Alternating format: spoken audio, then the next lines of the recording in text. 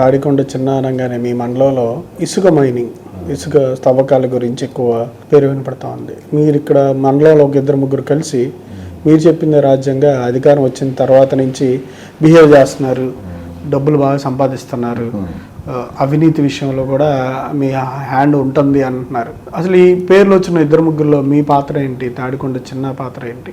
అదనేది మామూలుగా నియోజకవర్గం మాడుకుంటున్నారు. ఇక్కడ మా గ్రామమే కాదు, టోమర్ వచ్చింది, ఇంత వాటా ఉందని కూడా ఆయన అన్నారు. అది అవాస్తవం అండి. అది నా మీద నెమ్మది చెప్తే అది నాకు ఉంది ఒక లారీ అండి, దానికి 2,000 తగ్గించి పోస్తారు అంతే. ప్రయారిటీ ఇస్తారు అంతే. ఇప్పుడు ఏంటంటే ప్రీఎస్కోవడం వల్ల కొన్ని సమస్యలు వచ్చింది సార్ మా గ్రామంలో. ప్రీఎస్కి ఇచ్చారు, ఆల్రెడీ ర్యాంప్ కార్డ్ ఇచ్చారు. మళ్ళీ ప్రీఎస్ వాళ్ళు ఈ బాటలోనే పోతున్నారు, ఈ ర్యాంప్ ఇచ్చిన కూడా అదే బాటకి వెళ్తున్నారు. ప్రీఎస్ వాళ్ళు ర్యాంప్ బాటలు వేసుకోవట్లేదు కదా, ఈ లేచిన బాటలకు వాళ్ళు వెళ్తున్నారు. ఇప్పుడు మనం ర్యాంప్ సపోర్ట్ చెప్పితే గవర్నమెంట్ నుంచి బ్యాడ్ అవుతాం. మనం ఈ ర్యాంప్ నుంచి తీసుకెళ్తే జిల్లా మొత్తం వెళ్ళాలి. ఇది ఎమ్మెల్యే గారు అంటాడు కదా, అక్కడ ప్రజాపంచాయతీకి మీరు ఏం చేస్తున్నారు, ర్యాంప్ ఆపుతున్నారని అంటారు. వీళ్ళు అమ్మటోళ్ళు ర్యాంప్ ఆపమంటారు.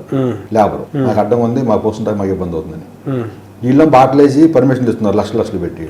నాగాలంక పర్మిషన్ ఇస్తున్నాడు అండి, తెచ్చుకుని ఆయన నడుపుకుంటున్నాడు. ఆయన మనం ఏంటంటే కొద్దిగా అటు ఇటుగా అమ్మాయిని కొద్ది ఇబ్బంది పడాల్సి వచ్చింది. ఆ ఇబ్బందిని ఏంటంటే వీళ్ళు వాటాలు ఉన్నాయి, చిన్న దోసుకుంటున్నాడని చెప్పి అనేది రోమర్లు లేపారు వీళ్ళు. ఇప్పుడు మీరు దోచుకునే దాంట్లో ఎమ్మెల్యే గారికి కూడా ఇస్తారు వాట? నాకు లారీకి నాకు 2,000 తగ్గిస్తారు అంతే. అంటే ఒక పార్టీ అధికారంలోకి వచ్చింది, ఇసుక ఫ్రీ అంది, ఇవన్నీ చెప్పింది, కానీ ఇక్కడికి వచ్చి చూస్తేనేమో ఇసుకలోనే మొత్తం దోచేస్తున్నారని ప్రతిపక్షాలు గగ్గోలు పెడతా ఉన్నాయి. మీరు ఇక్కడ చెప్తా ఉన్నారు అంటే మీ పేరు బాగా ఇక్కడ మండలం మొత్తం తిరుగుతుంది. అంటే నిప్పు లేకుండా పొగ అనేది రాదు కదా, ఏదో ఎంతో కొంత ఎక్కడో చోట జరిగి ఉండొచ్చు కదా.